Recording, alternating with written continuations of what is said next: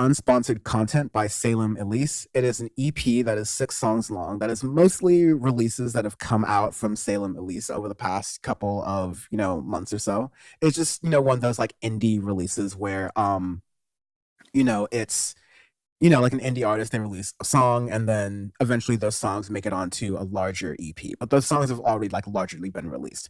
However, Mhm. putting it together in this EP gives it the opportunity to like, package them in some way for like a newer audience. That's how I'm and a lot of other music reviewers are able to see this stuff.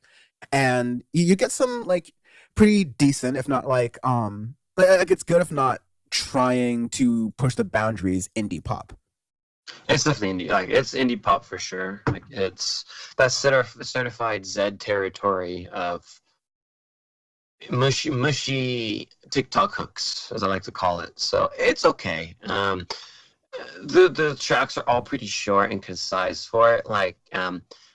And the thing I like with them with the tracks is all of them are play on words and play on um stuff in modern day life. Like Ben and Jerry is plays of talking about ice cream, but has different connotations and it doesn't necessarily mean that. But it's cool. I like the way she does her lyrics with that. The production is a little lackluster for me, where it's just, especially like with Ben and Jerry, Hey Siri, like some of those they're a little bland for me. Where like I've heard this production plenty of times with a multitude of different artists. But I think a big thing too is some of these tracks did come out like a year or 2 years ago. Like Meta Disney came out, I think in 2020, I believe, when I first heard it. So some of these, are a little bit older with that, so you can kind of get that context for the way that they sound. But it's a decent effort for what it is. Like PS5, I thought was actually a pretty decent track. It's interesting how she tried to put like a Latin beat into it. But yeah, it's okay overall. Yeah, I agree. Like every single song on here is such like pop zoomer bait. Like you have Oh yeah, songs like 100%. Jake from State Farm, which is like end up being like sort of like a love song and has like references to khakis in it. There's Hey Apple voice assistant that I'm not going to trigger on people's phones right now. Um, but it uses that name. And it's like it's these are things that are meant to it's cool to actually talk about this because a lot of people don't realize that in song creation, one way you can think about song creation is okay, what will appeal to most people in a poppy sense? Like, Yeah, when Gunna was creating Push and P, like it's a little bit of a ridiculous thing, especially in retrospect, but it's marketing brilliance because now it's exactly. like a term that people are using. It's like all over the place, right?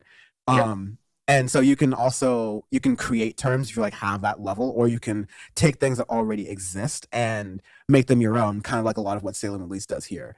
And I think that could be kind of part of it is like what she likes to do is taking different tracks and songs like this and then like um taking these tropes as they exist and then giving her own spin, her own style to them. And in a really like tastefully indie pop way. I do feel that, more state of music 2020 conversation, 2022 conversation, I mean. I do feel like this indie pop genre has like had its moment right now, like Yeah. already. And it's starting to get like, okay, you have a lot of artists who are jumping in, doing a lot of the same stuff. We need what makes indie great, which is Yeah. variety. And at least from some of this EP, I see, some possibility to be there. It's 6 songs, it's like 13 minutes long. I'm not going to say, oh, she can't do variety, she can't do range, but I would like to see more of that going forward.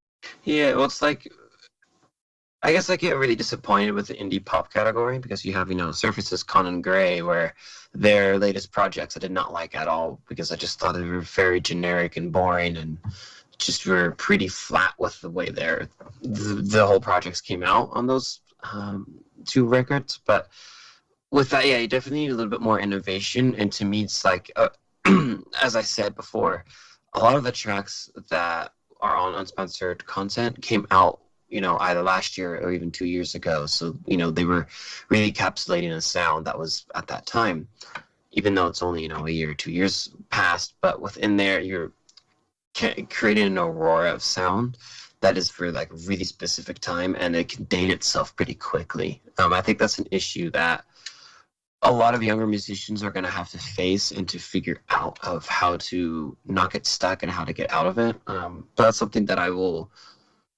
get more into on our state of music industry talk as well. But overall, I thought it's a decent effort. It'll be interesting to see what she does in the future. See if she continues that sound or if she changes it into some other work, which I hope she does. Because I actually really like her voice, and she has some really good ideas, and some of the tropes are fun. So I like that, where I like things being on the nose. So um, want her to make a full LP and see what that full LP sounds like from her. So yeah. Yeah, and of course in India, full LP is like 29 minutes, but Right, full we'll, LP is we'll, we'll like still be down. maybe 35, 40 Yeah, minutes tops.